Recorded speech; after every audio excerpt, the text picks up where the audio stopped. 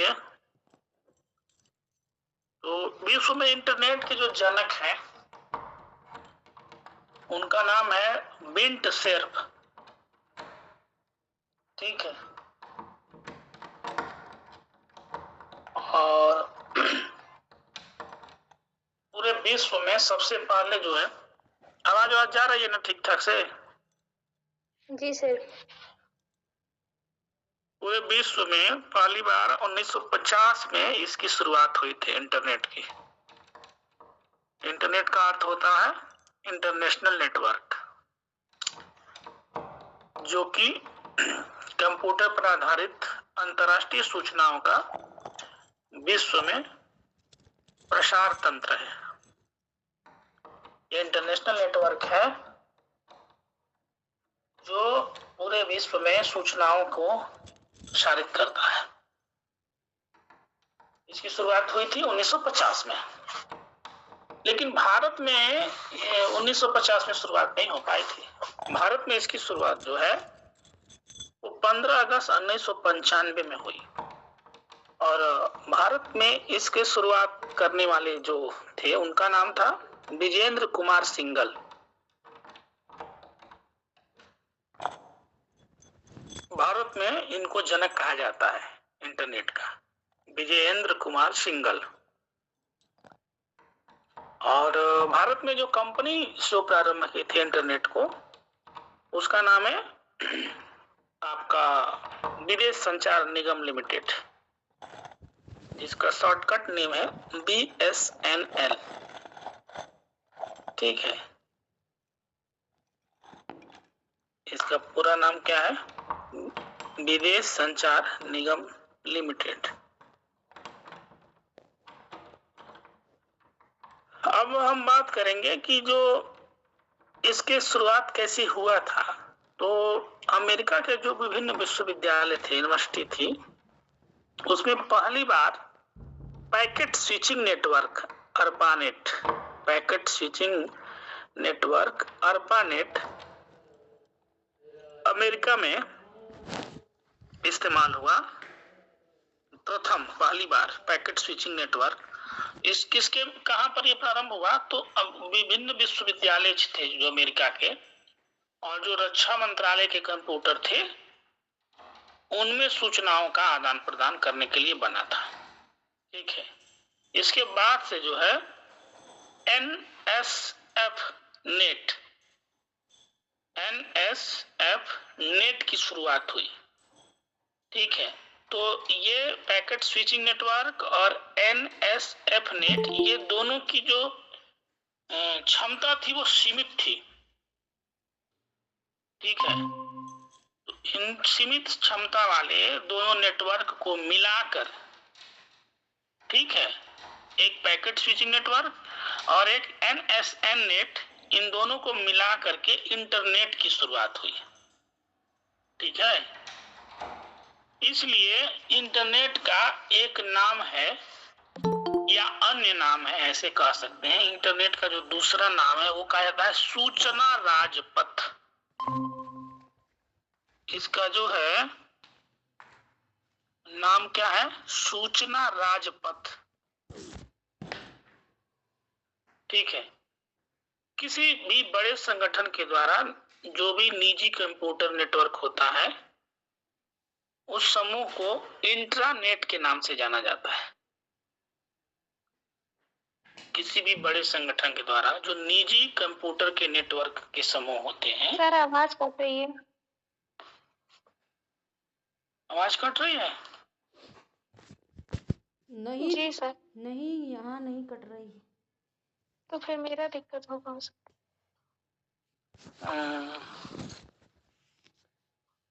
तो किसी बड़े संगठन के द्वारा जो निजी कंप्यूटर नेटवर्क के समूह होते हैं उसका नाम है इंट्रानेट। ये क्या करता है कि कर्मचारियों के बीच जो है ज्ञान, डाटा, इन सुविधा को प्रदान करता है। ठीक है, छोटे कंप्यूटर नेटवर्क के समूह को जो बड़े संगठनों के द्वारा दिया जाता है उसका नाम है इंट्रानेट।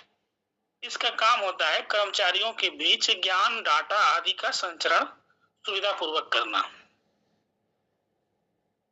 ये अधिकतर जो इंटरनेट सेवाएं होती हैं वो सर्वर या क्लाइंट मॉडल पर कार्य करती है। जैसे जब किसी कंप्यूटर फाइल को इंटरनेट में भेज रहा है तो वह सर्वर की तरह बन जाता है।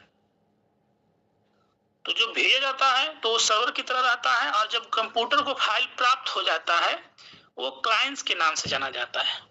दोनों में अंतर समझिए कि जब कोई इंटरनेट सेवा सर्वर किस पे काम करता है तो सर्वर और क्लाइंट के मॉडल पर कार्य करता है।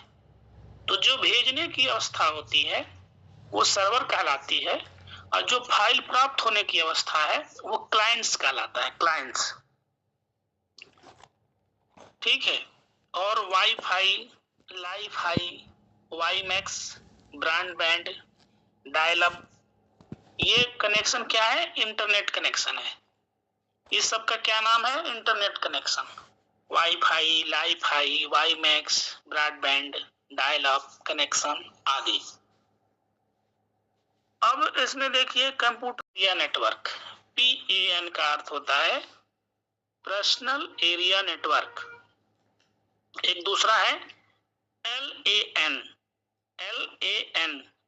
ठीक है, जिसको लैन, मैन, वैन नाम सुना है ना। तो ये जो PAN होता है वो पर्सनल एरिया नेटवर्क होता है। LAN जो लैन होता है वो लोकल एरिया नेटवर्क होता है। LAN क्या है? Local area network. फिर है CAN का अर्थ होता है कैंपस एरिया नेटवर्क। एक और है जिसका नाम है MAN, मेट्रोपॉलिटन एरिया नेटवर्क।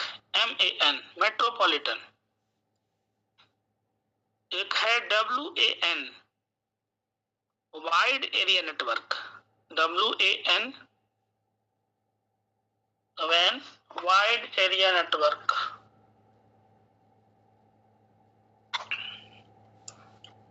लिख लिए तुम लोग, आगे बढ़े।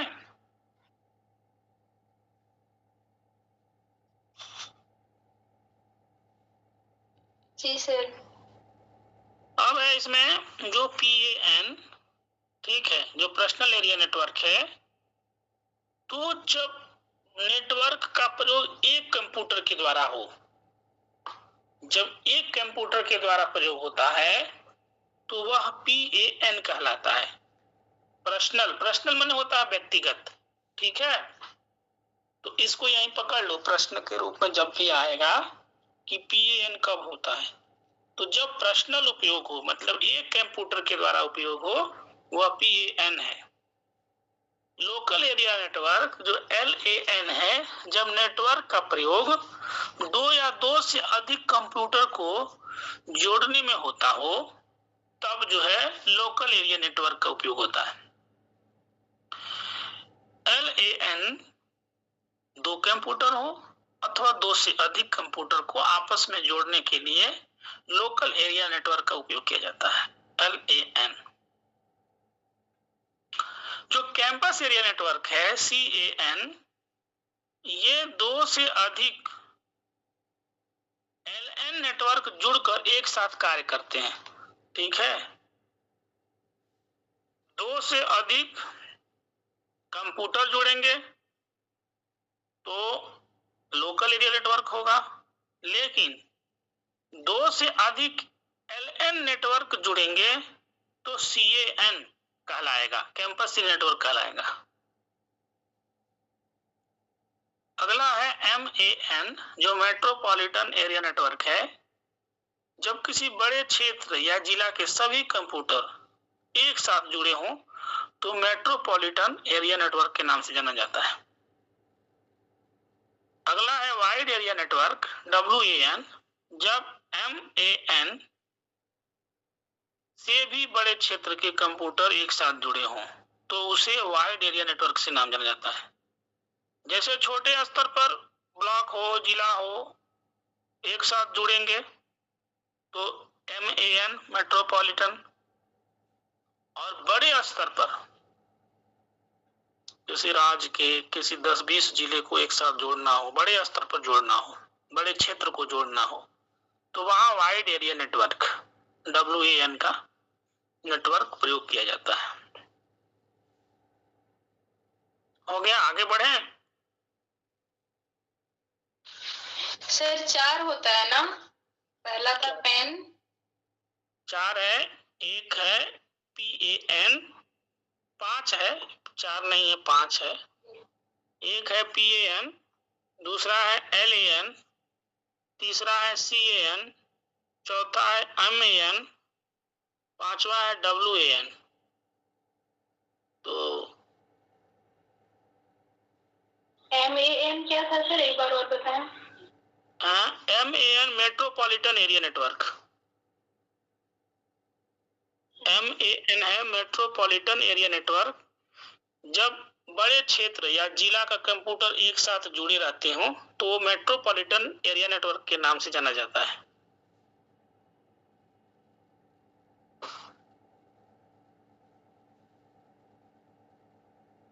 और WAN होता है जब MAN से भी बड़ा क्षेत्र हो, मेट्रोपॉलिटन से भी बड़ा क्षेत्र हो और सारे कंप्यूटर एक साथ जुड़े होंगे तो वाइड एरिया नेटवर्क के नाम से जाना जाता है।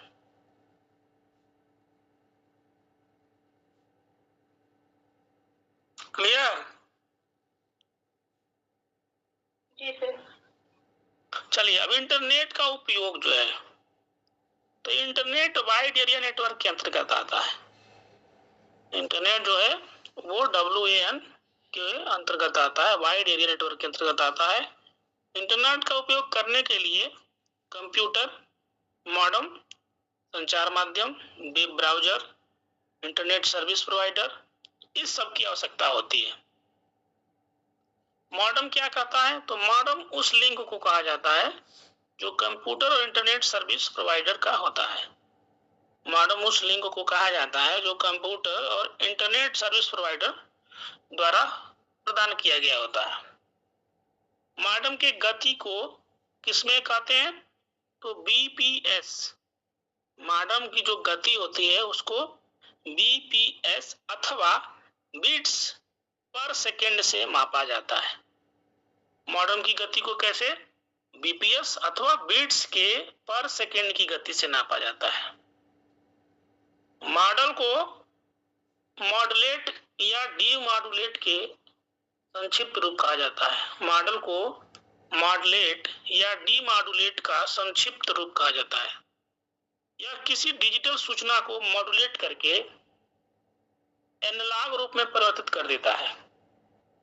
मॉडल क्या करता है? किसी डिजिटल सूचना को एनालॉग रूप में परिवर्तित करता है तथा जो सूचना एनालॉग रूप में मिलती है उसे डीमॉडुलेट करके डिजिटल रूप में परिवर्तित कर देता है।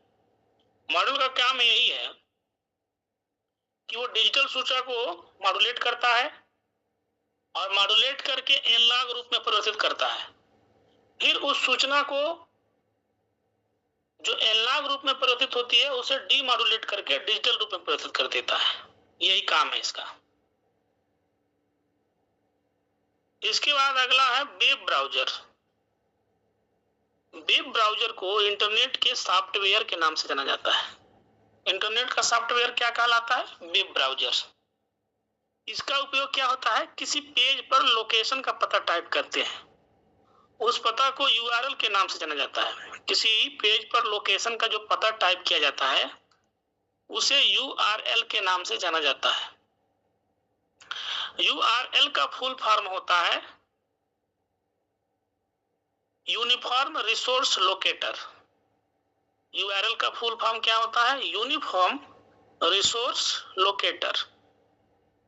URL से टूल्स और इंटरनेट के पता की जानकारी होती है। जैसे कि उदाहरण के लिए URL http www.mohankumar.com इत्यादि। जैसे URL http www.mohankumar, उपरोक्त में इंटरनेट पता के रूप में www.mohankumar.com को कहते हैं URHTTP। HTTP का फुल फॉर्म है hyper text transfer protocol. HTTP hyper text transfer protocol, HTTP HTTP hyper text transfer protocol. इसका उपयोग वेब पर डेटा को ट्रांसफर करने के लिए किया जाता है। वेब ब्राउजर के अंतर्गत Google, Chrome, Safari, Opera, Mozilla, Firefox, NCS, Mosaic, Microsoft, Internet Explorer, Netscape और नेविगेटर है। ये सब वेब ब्राउजर का नाम है, ठीक है। अब इसके अलावा जो रहेगा वो वेब ब्राउजर नहीं रहेगा, इसीलिए पूछ देता है इसमें से वेब ब्राउजर है या सर्च इंजन के रूप में प्रयोग किया जाता है। तो क्या क्या है? Google, Chrome, Safari, Opera, Mozilla, Firefox, NCS, Mosaic, Microsoft, Internet Explorer और नेटस्केप नेविगेटर।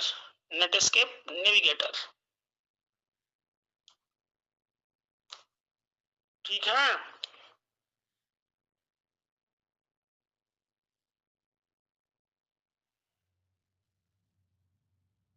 आगे बढ़े।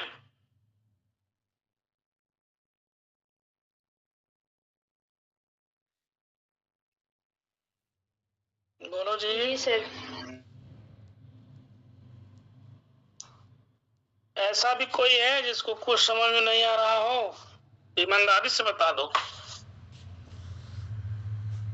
तो और चर्चा करते हुए बढ़ेंगे। वेब पेज के कनेक्शन को वेबसाइट कहते हैं। वेबसाइट में वेब पेज में अलग तरह की जानकारी होती है जिसमें सभी पेज आपस में जुड़े होते हैं। वेबसाइट का प्रथम पेज को होम पेज के नाम से जाना जाता है। वेबसाइट का जो प्रथम पेज होता है उसको होम पेज के नाम से जाना जाता है।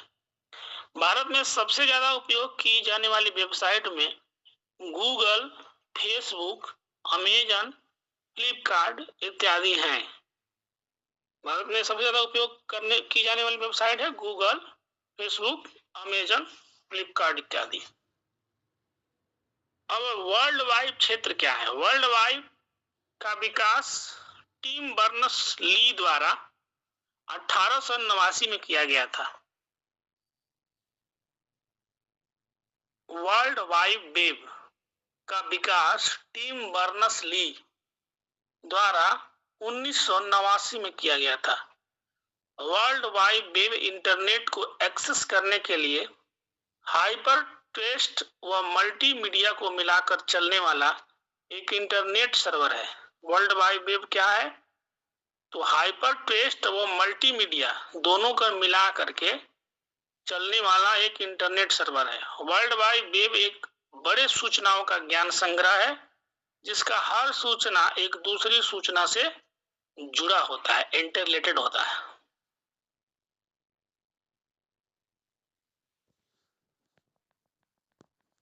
The World Wide Web is a large collection of information or knowledge. Every information of which the link to every other information. ठीक है। अब अगला है सर्च इंजन। सर्च इंजन का इंटरनेट पर क्या है? किसी सूचना को ढूंढने के लिए एक प्रोग्राम की तरह होता है। सर्च इंजन क्या है? इंटरनेट पर किसी सूचना को ढूंढने के लिए एक प्रोग्राम की तरह होता है।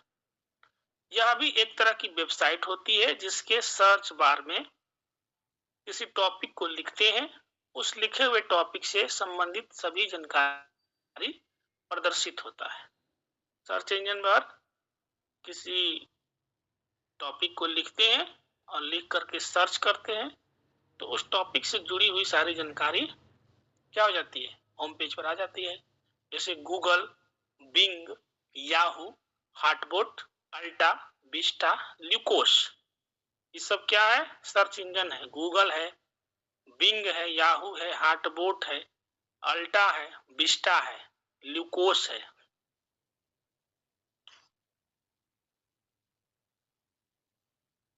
अब आगे देखिए डोमेन नेम। डोमेन नेम क्या होता है? तो डोमेन नेम इंटरनेट से जुड़े किसी कंप्यूटर को पहचानने, उसकी दिशा जानने का अद्वितीय साधन डोमेन नेम से जाना जाता है। डोमेन नेम क्या होता है कि किसी कंप्यूटर को पहचानने, जो कि दूसरे से जुड़ा हुआ है, उसकी दिशा क्या है, उसके साधन को जानने के लिए डोमेन नेम का प्रयोग होता है। डोमेन नेम किसी वेबसाइट का नाम होता है। यदि इंटरनेट ब्राउजर में किसी वेबसाइट का डोमेन नाम लिखा है तो डोमेन सर्वर द्वारा आईपी एड्रेस को क्या कहते हैं? Internet protocol address. ठीक है, वो क्या करता है कि डोमेन नेम द्वारा सर्वर का आईपी एड्रेस में परिवर्तित हो जाता है और संबंधित वेबसाइट को मिल जाता है। आईपी एड्रेस की तुलना यदि डोमेन नेम से की जाए तो डोमेन नेम को पढ़ने और याद करने में आसानी होती है। तो डोमेन नेम को याद करने में आसानी होती है किसकी अपेक्षा? आईपी एड्रेस की अपेक्षा। डोमेन नेम को किसके द्वारा लिखा जाता है? डॉट के द्वारा। डोमेन नेम को डॉट जो बिंदी लगता है ना, उसी के द्वारा लिखा जाता है। जैसे reliance.com, जो डॉट है ना वही डोमेन नेम है। reliance.com में डाटा या बिंदु के दाएं भाग को सामान्य भाग कहा जाता है। ठीक है, reliance.com में जो डाटा या बिंदु का जो बायां भाग होता है उसको विशेष भाग के नाम से जाना जाता है। तो उस .com के बाएं भाग को विशेष नाम और दाएं भाग को सामान्य नाम से जाना जाता है। जैसे विशेष भाग क्या है? रिलायंस। सामान्य भाग क्या है? कॉम। ठीक है, तो reliance.com लिखा है तो रिलायंस क्या हो जाएगा? विशेष भाग, और कॉम क्या हो जाएगा? सामान्य भाग। तो डॉट के पहले वाला जो भाग होता है वो विशेष होता है, बायां भाग, और डॉट के बाद वाला सामान्य होता है। ठीक है, डोमेन नेम को भारत और विश्व में पंजीकरण करने वाली अलग अलग कंपनियां हैं। जैसे भारत के कंपनी के अंतर्गत, ठीक है, गोडैडी, बिगरोक, ब्लू होस्ट है। गोडैड का स्पेलिंग लिख लो, GODADDY, गोडैडी। दूसरा है बिगरोक, BIGROCK, बिगरोक। तीसरा है blue host, BLUEHOST, blue host. Domain name को विश्व में पंजीकरण करने वाली कंपनी, जो कि डोमेन नेम को विश्व में पंजीकृत करती है, उस कंपनी का नाम है ICANN, ICANN, जो कि अमेरिका की कंपनी है। ICANN।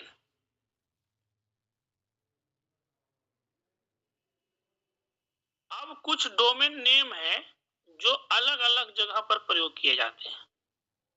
ठीक है, जैसे .com, जो .com डोमेन नेम है ये किस में प्रयोग होता है?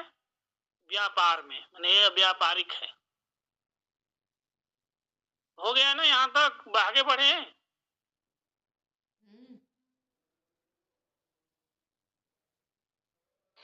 जी सर, इससे कितने संभावित प्रश्न आ सकते हैं? इंटरनेट से 2-3 क्वेश्चन, 5 क्वेश्चन तो आता ही है सूचना प्रौद्योगिकी से। 2 क्वेश्चन 2-3 आता है। जी सर।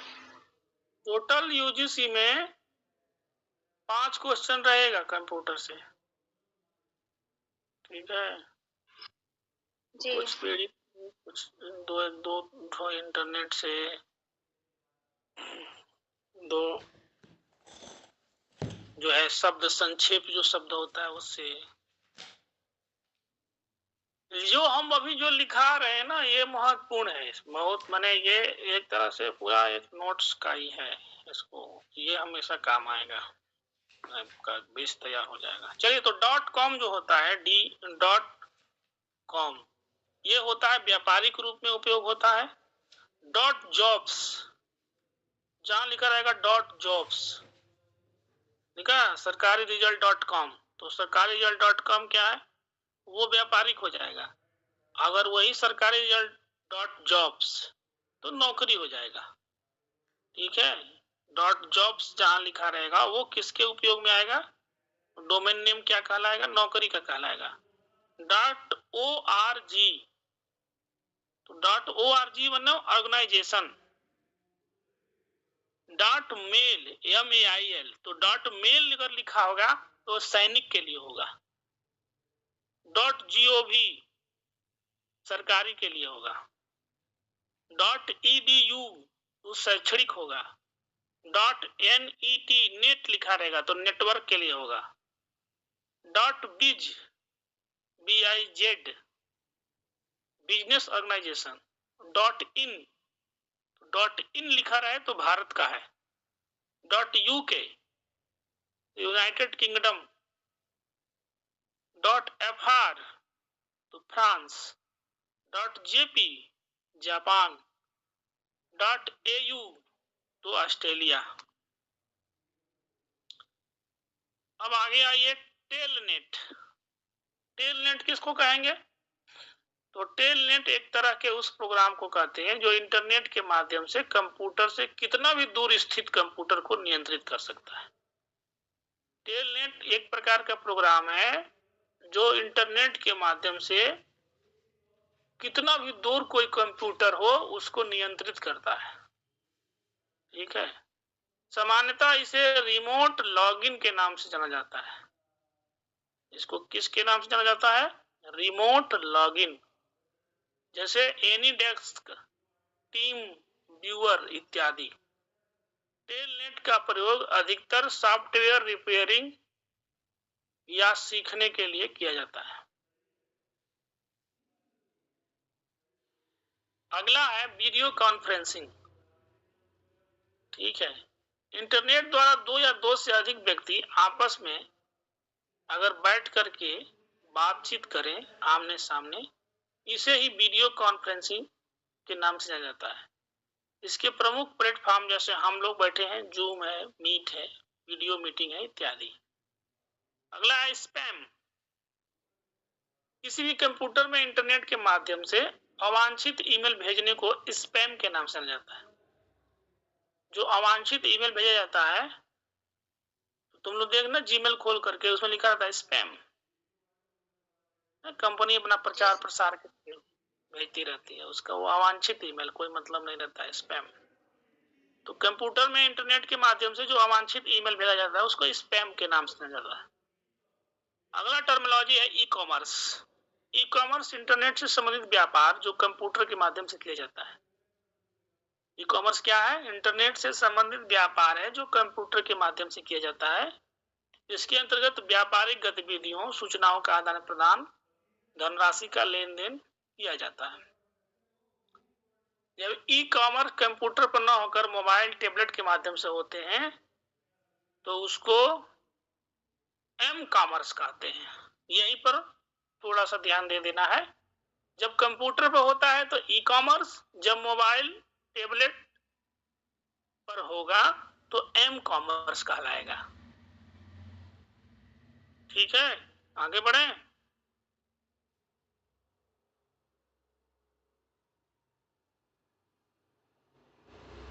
बोलो जी। हाँ हाँ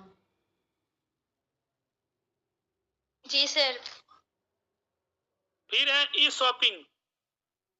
ई शॉपिंग क्या उपयोग करता है? अपने जरूरत की सामान जब खरीदता है और उसको कैश ऑन डिलीवरी या ऑनलाइन पेमेंट कर देता है, उसे ई शॉपिंग कहते हैं। जैसे आप मॉल में गए, सामान खरीदा, तुरंत अमेजन, फ्लिपकार्ट, मीशो जो भी ऐप है उससे जो है घर बैठे, मॉल में जाने की जरूरत नहीं है, आप घर बैठे खरीद सकते हैं।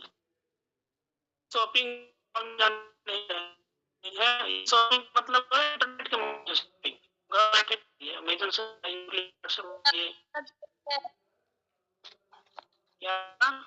हाँ, तो यही जब घर बैठे हम किसी ऑनलाइन साइट से कोई सामान खरीदते हैं, मंगाते हैं, उसको ई शॉपिंग कहते हैं।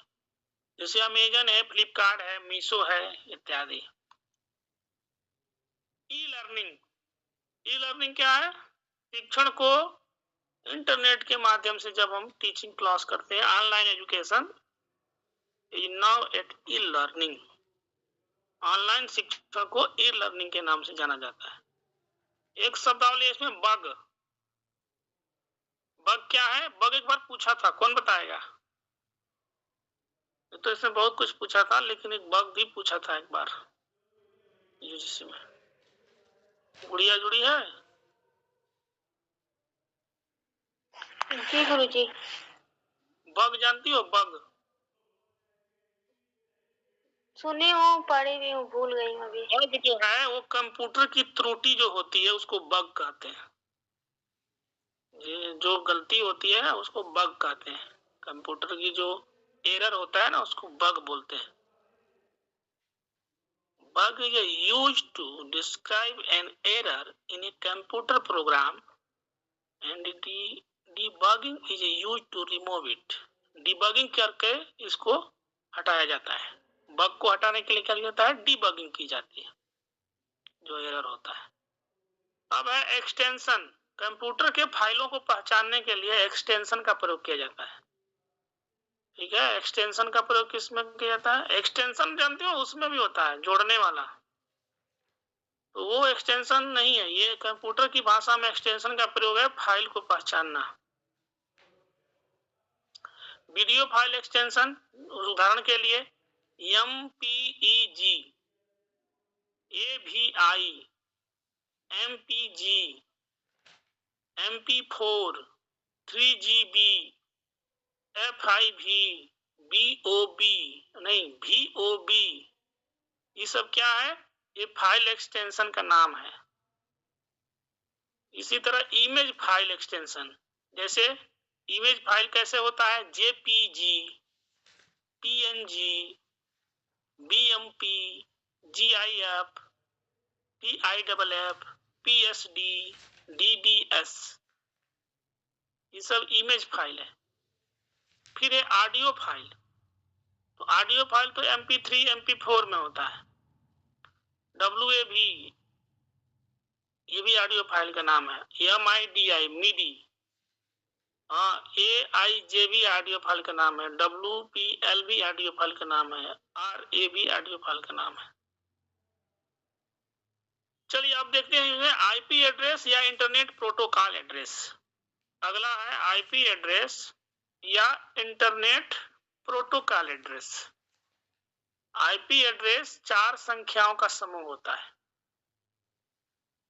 पूछ देगा कि आईपी एड्रेस कितनी संख्याओं का समूह होता है? 1 2 3 4। तो 4 संख्याओं का समूह होता है जो बिंदु या डाटा के माध्यम से होता है। आईपी एड्रेस में 4 संख्याओं के समूह में जो प्रथम 2 बाएं समूह को आईपी एड्रेस के नाम के जाना जाता है। आईपी एड्रेस में जो 4 संख्या रहेगी उसमें प्रथम 2 बाएं वाले समूह को आईपी एड्रेस के नाम से जाना जाता है। आईपी एड्रेस में 4 संख्याओं के समूह में दाएं का जो 2 समूह है उसको नोड एड्रेस के नाम से जाना जाता है। Node address. 4 समूह में 2 पूर्व के नाम आईपी एड्रेस है, 2 बाद का नाम नोड एड्रेस है।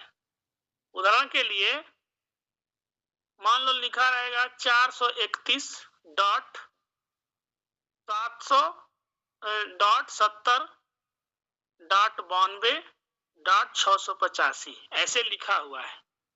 ठीक है, तो इसमें जो 431 और 70 शुरू का है वो आईपी एड्रेस कहलाएगा और लास्ट का जो 92 और .685 ये नोड एड्रेस कहलाएगा। क्लियर हुआ?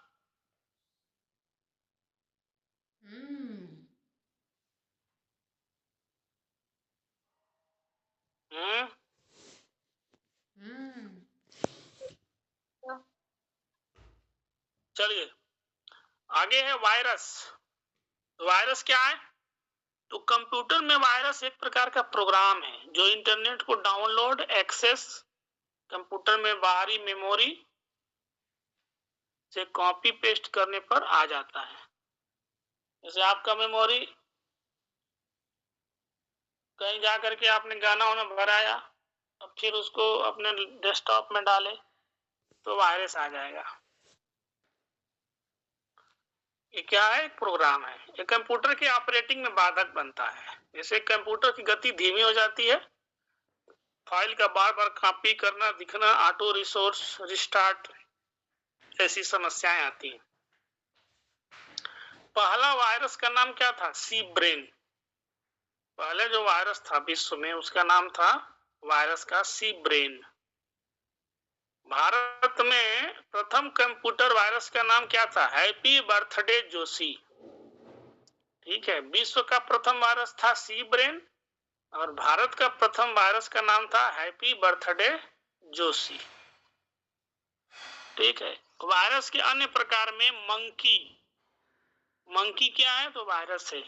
क्रीपर, ये भी वायरस है। वान हॉप, ये भी वायरस है। माइकल एंग्लो, यह भी वायरस का नाम है। कंप्यूटर नेटवर्क से गैर कानूनी तरीके से किसी व्यक्ति का सूचना लेने वाले को क्या बोलते हैं? हैकर। कंप्यूटर नेटवर्क से किसी गैर कानूनी तरीके से व्यक्ति का सूचना लेना क्या कहलाता है? हैकर कहलाता है। वो व्यक्ति जो सूचना लेता है उसको क्या बोलते हैं? हैकर। परंतु यदि वह सूचना विशेष गोपनीय, बैंक आदि का हो तो उसे फिशिंग स्कैम बोलते हैं। अगर मान लो कोई सामान्य जानकारी ले रहा है तो हैकर है, और वो बैंक आदि की सूचना अगर मांग रहा है तो फिशिंग स्कैम है। ठीक है, वेब पेज को बुकमार्क करने से, उसे बार बार खोलने से लगे समय से बचा जा सकता है। वेब पेज को अगर बुकमार्क कर देते हो तो उसे बार बार खोलने में जो समय लगता है, शॉर्टकट कर दोगे तो वो खोजना नहीं पड़ेगा, ऐसे खोल जाएगा। अब जो है ईमेल का आधारभूत ज्ञान समझिए क्या है। तो विश्व में ईमेल के जनक आर टॉमलिंसन है। ईमेल का जनक किसको माना जाता है? Are Tomlinson. भारत में ईमेल का जनक किसे कहा जाता है? सबीर भाटिया। भारत में ईमेल के जनक सबीर भाटिया हैं, जो 1996 में हॉटमेल के माध्यम से ईमेल को प्रदर्शित किए थे। हॉटमेल के माध्यम से ईमेल को 1996 में प्रदर्शित किए थे। तो भारत में ईमेल के जनक सबीर भाटिया हैं। ईमेल का आधिकारिक रूप से खोजकर्ता कौन थे? तो शिवा अय्युदुरई। खोजकर्ता कौन थे? तो शिवा अय्युदुरई। और ईमेल का फुल फॉर्म क्या है? Electronic mail, email, electronic mail. किसी एक व्यक्ति द्वारा कंप्यूटर में इंटरनेट का प्रयोग करके दूसरे को संदेश भेजने की प्रक्रिया इलेक्ट्रॉनिक मेल के नाम से जानी जाती है। ईमेल एड्रेस में दो भाग होते हैं, जिसे इंटरनेट, जिसको कि @ बोलते हैं ना। @ का नाम क्या है? एटरेट। ठीक। और जो एटरेट जो चिन्ह है, जो @ बोलते हैं लोग, उसके बाएं भाग को यूजर नेम कहते हैं। मतलब मान लो हमारा नाम है परशुराम तिवारी, तो हमारा मान लो ईमेल है पी तिवारी, है ना। इंटरनेट अथवा @ जो भी शब्द प्रयोग पहले से करते आ रहे हो, तो जो ये पहले पी तिवारी है, ये इस भाग का नाम क्या है? User name. तो इसमें जो यूजर नेम हम लिखेंगे उसमें स्पेस नहीं देंगे। ठीक है, तो पी तिवारी लिखेंगे तो पी डॉट तिवारी नहीं लिखेंगे, डायरेक्ट पी तिवारी एक साथ लिखेंगे, तो इसमें स्पेस नहीं लिखा जाता है। और जब @ लगाएंगे तो @ लगाने के बाद या लगाने के बाद जो दाहिने भाग में लिखेंगे ना gmail.com, उसको क्या बोलते हैं? उसको बोलते हैं डोमेन नेम। ठीक है, तो @ के पहले को यूजर नेम, @ के बाद के शब्दों को डोमेन नेम के नाम से जाना जाता है। ईमेल में स्टोरेज एरिया को मेल बॉक्स के नाम से जानता है। जहां स्टोरेज होता है मेल, उसको मेल बॉक्स बोलते हैं। ईमेल में फोटो, फाइल, ध्वनि, रिकॉर्ड आदि भेजना क्या कहलाता है? अटैचमेंट। जब हम कोई फाइल को भेजते हैं ना, ऑडियो, वीडियो, फोटो को, तो क्या करते हैं? फाइल अटैचमेंट कहते हैं। ईमेल की सुविधा देने वाली कंपनियों के अंतर्गत जो ईमेल की सुविधा देती हैं उनका नाम है जीमेल, याहू मेल, आउटलुक आदि। संदेश को पहुंचाने में ईमेल समय की बचत और अनावश्यक डाक घरों की भीड़ से हम लोगों को सुविधा देता है। ईमेल का प्रयोग करते समय कुछ नियमों का पालन करना पड़ता है, जिसे हम प्रोटोकॉल के नाम से जानते हैं। किसी भी ईमेल के माध्यम से विश्वसनीयता सुरक्षित रखने के लिए सुविधाजनक किफायती गति की तीव्रता के लिए किया जाता है। अब कंप्यूटर में ईमेल लिखने का जो फॉर्मेट है वो इस प्रकार से है। पहले लिखा जाता है डेट, फिर फ्रॉम, संदेश भेजने वाले का पता। कैसे हम ईमेल भेजते हैं? तो पहले डेट देंगे, फिर संदेश भेजने वाले का पता ईमेल के रूप में, जैसे जो भी मान लो हम फ्रॉम p.tiwari@gmail.com जो भी। फिर टू मतलब जिसको संदेश भेज रहे हैं, जो संदेश प्राप्त करने वाला है, ठीक है, उसका ईमेल लिखेंगे। फिर सब्जेक्ट, ईमेल भेजने का संक्षिप्त रूप, ठीक है, कि हम किस सब्जेक्ट पर ईमेल भेज रहे हैं। फिर है सीसी, इस मेल का कार्बन कॉपी जिन्हें हम देना चाहते हैं, जो लक्षित प्राप्तकर्ता नहीं है, अर्थात कार्बन कॉपी की लिस्ट ईमेल रिसीव करने वाले को पता चल जाता है, उसको सीसी बोलते हैं। फिर बीसीसी, ब्लॉक कार्बन कॉपी, वे लोग जिसको आपने ईमेल भेजा है उसे ये ना पता चले कि यह मेल किसी और को भी भेजा गया है, उसको बीसीसी में रिप्लाई भी किया जाता है। यह माने बीसीसी में छुपा रहता है। ये जो 6 बातें होती हैं, date, from, to, subject, CC और बीसीसी, इसको ईमेल हैंडलर के नाम से जाना जाता है। जो ऊपर की 6 बातें हैं, इसको किसके नाम से जाना जाता है? Email handler. Date, from, to, subject, CC, BCC, इसको ईमेल हैंडलर के नाम से जाना जाता है। अर्थात ईमेल हैंडलर वह भाग होता है जिसमें मेल के स्रोत, विषय, प्रेषक, प्राप्तकर्ता की जानकारी होती है। अब ग्रीटिंग सॉल्यूशन, इसमें अभिवादन लिखा जाता है। मैसेज एंड टेक्स्ट, इसमें ईमेल का पूर्ण संदेश लिखा जाता है। अटैचमेंट्स, इसमें फाइल, फोटो, ध्वनि, ग्राफ को जोड़ा जाता है। सिग्नेचर, इसमें भेजने वाले का हस्ताक्षर, प्रेषक का नाम, पदवी, भौतिक पता, मोबाइल नंबर, ठीक है। तो ये होता है। किसी प्राप्त ईमेल को अन्य व्यक्ति के पास भेजना क्या कहलाता है? फॉरवर्ड कहलाता है। कोई मेल आया, हम आपके पास भेज रहे हैं, इसको फॉरवर्ड बोलते हैं। कहे हमारे पर फॉरवर्ड करिए, माने भेजिए।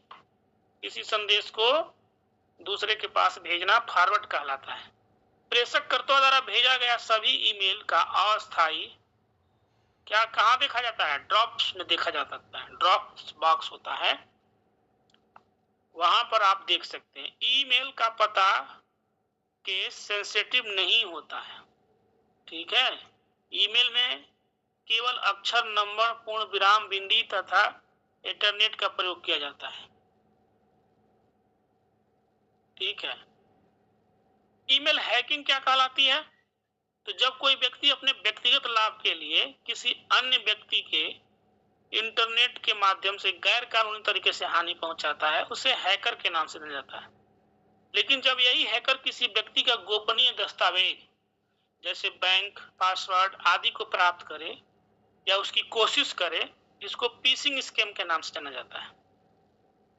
ईमेल हैकिंग निम्न प्रकार से की जाती है। पहला है स्पैमिंग।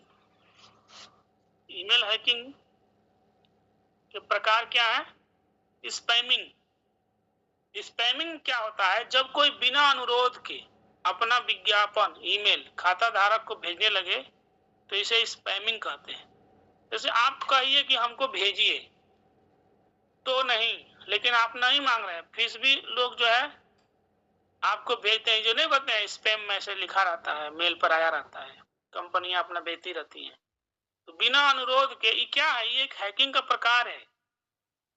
जो स्पैम मैसेज आते हैं, आपको साड़ी का प्रचार आ गया, फलाना ढिकाना नौकरी का जॉब्स का ऑफर आ गया, उस पर आप टच किए, उस पर फोन नंबर लिखा, हेलो हाँ सर आई नीड, तो फिर आपको हैकिंग का शिकार हो गए।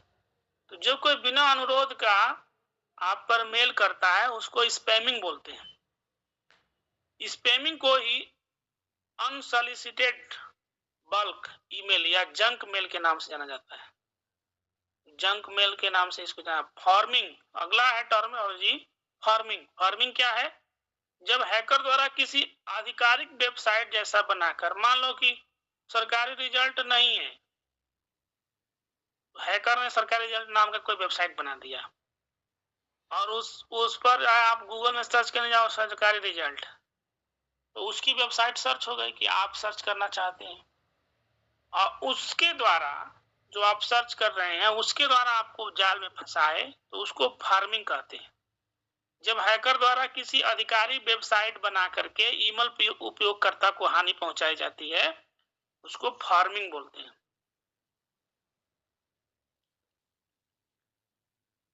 इसके बाद से आप देखिए साइवेयर। साइवेयर क्या नहीं, spyware. Spyware SPVWARE spyware. Spyware क्या होता है, किसी भी उपयोगकर्ता के कंप्यूटर पर मोबाइल आदि की गतिविधियों को जानने के लिए, जासूसी करने के लिए इसका प्रयोग किया जाता है। किसी मोबाइल उपयोगकर्ता के मोबाइल गतिविधियों की जासूसी करने के लिए इसका प्रयोग किया जाता है, स्पाईवेयर का। यह क्या होता है, एक प्रकार का सॉफ्टवेयर होता है। ठीक है, जैसे कि इसका नाम उदाहरण के लिए है पेगासस स्पाईवेयर। पेगासस स्पाईवेयर किसने बनाया है इसको, जासूसी वाला, ये इजराइल देश ने बनाया है, इजराइल। स्प्लैग, स्प्लैग क्या है, लगातार स्पैमिंग करना जब तक उपयोगकर्ता का सिस्टम खराब ना हो जाए, उसे स्प्लैग के नाम से जाना जाता है।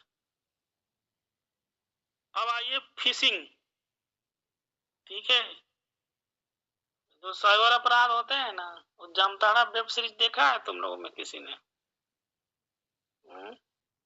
जी।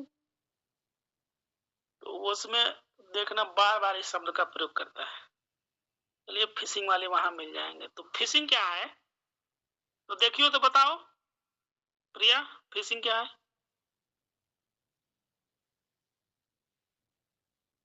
सर वही मछली फ्रॉड, मछली पकड़ना। नहीं नहीं फ्रॉड करने का था। हाँ? उस मूवी में फ्रॉड करने का बताया गया, दिखाया गया था कि ऑनलाइन कैसे फ्रॉड होता है। कैसे होता है बताओ तो उदाहरण के रूप में। ओटीपी के माध्यम से बताया जाता था कि नहीं तो पहले वो क्या होता है, जी ओटीपी तुम तुरंत को फोन करेंगे तो ओटीपी नहीं ना बता दोगी, नहीं नहीं। पहले क्या किया जाता है? अच्छा मुझे एग्जैक्टली याद नहीं, यही कि शायद आपके ये तो नॉर्मली बताओ कि पहले किसी के साथ फ्रॉड करने के लिए सबसे पहले क्या किया जाता है? उसको स्कैम के बारे में, आई मीन कोई चीज के बारे में बताना कि मुझे नहीं याद नहीं, नहीं। तो किसी चीज के बारे में आदमी कैसे जानेगा? पहले सीधे से नॉर्मल, ये फिशिंग शब्द तो हम बता ही रहेंगे, इसका बहुत अच्छा उदाहरण यही है, फिशिंग कभी नहीं भूलेगा, कि जब कोई व्यक्ति आपको विश्वास में लेकर के, जब कोई भी व्यक्ति आपको विश्वास में लेकर के आपकी व्यक्तिगत पहचान की जानकारी प्राप्त करता है, उसे फिशिंग कहते हैं। हमने विश्वास में लिया, हेलो मैम, गुड मॉर्निंग, आपका दिन शुभ हो, मैं फलाना जगह से बोल रहा हूँ और आपको बता रहा हूँ कि आपका कार्ड ब्लॉक होने वाला है। तो अभी कार्ड वोड का नाम हम नहीं ले रहे हैं, हमने आपका विश्वास जीता, और आपके व्यक्तिगत पहचान की जानकारी प्राप्त की, उदाहरण अभी नहीं है, तो ये व्यक्तिगत पहचान जानना आपको विश्वास में ले करके ये फिशिंग कहलाता है। और जब इसमें आगे जोड़ रहे हैं, जब वो किसी कंपनी, बैंक का अधिकारी, कर्मचारी बन करके निजी पहचान लेता, देखो व्यक्तिगत पहचान प्रिया, निजी पहचान उनका पिन नंबर, तो व्यक्तिगत पहचान लेना फिशिंग कहलाता है। और किसी कर्मचारी बन करके, अधिकारी बन करके निजी पहचान लेना उसके, वह विशिंग कहलाता है। WISHING और FISHING, फिशिंग और विशिंग दो शब्द है। तो उपयोगकर्ता आपको विश्वास में लेकर के आपका व्यक्तिगत पहचान जब जानता है तो फिशिंग है, और जब उपयोगकर्ता बैंक अधिकारी, कर्मचारी बन करके आपका निजी पहचान मांगता है तो वो विशिंग कहलाता है। इसके जरिए हैकर SMS भेज करके आपके बैंक अकाउंट या अन्य चीजों को जो हानि पहुंचाता है, तो हानि पहुंचाने को स्मिशिंग कहते हैं। ठीक है, यहाँ पर आपका इंटरनेट और मेल समाप्त हुआ। अब जहां कुछ पूछना हो इसमें तो पूछिए, और इसमें आप लोगों को कुछ जोड़ना बताना हो तो बताइए। हमने जो परीक्षा से जुड़ी हुई जानकारियां थी, जो परीक्षाओं में पूछी जाती, उसका हमने वर्णन किया।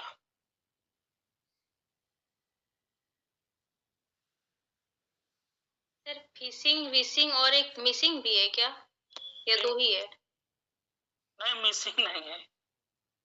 जो मिसिंग माने होता है गायब होना, मिसिंग तो हो ही जाता है। जब मिसिंग फिशिंग में पढ़ोगे तो फिर मिसिंग तो हो ही जाएगा, पैसा तो चला ही जाएगा, मनी मिसिंग हो ही जाएगा। स्मिशिंग है, स्मिशिंग जब हानि पहुंच जाती है उसको स्मिशिंग कहते हैं। जब SMS के जरिए फोन हैक हो जाए, पैसा की नुकसान हो जाए, तो उसको स्मिशिंग बोलते हैं।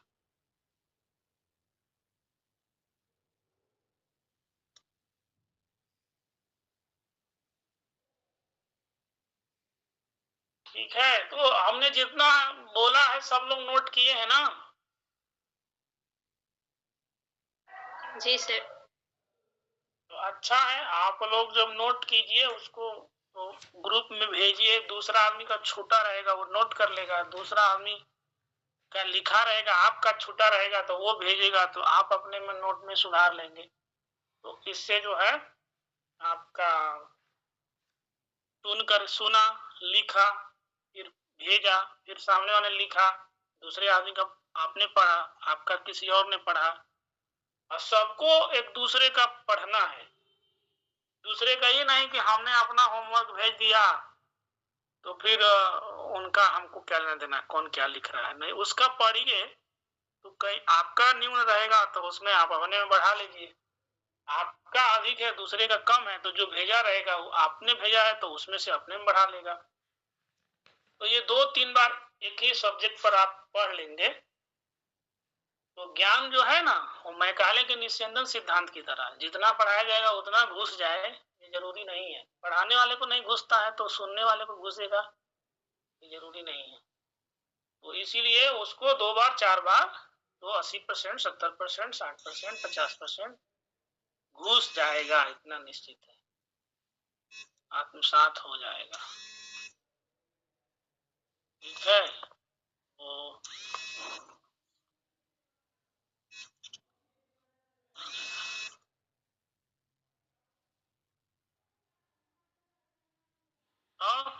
किसी को कुछ पूछना?